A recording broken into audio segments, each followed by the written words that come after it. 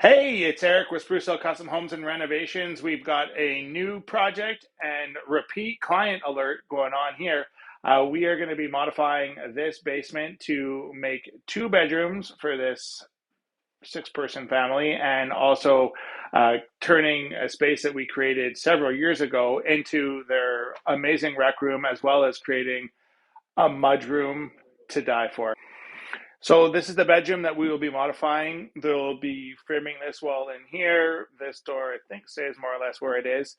We'll be reframing walls in the rec room area, which we will go over and have a look at right now. I can't wait to show you the progress and see what goes on in the short term. We're renovating just this one room so that we can keep a bedroom for one of their children to stay sleeping in, which is why you can see there's active demolition work going on around me right now.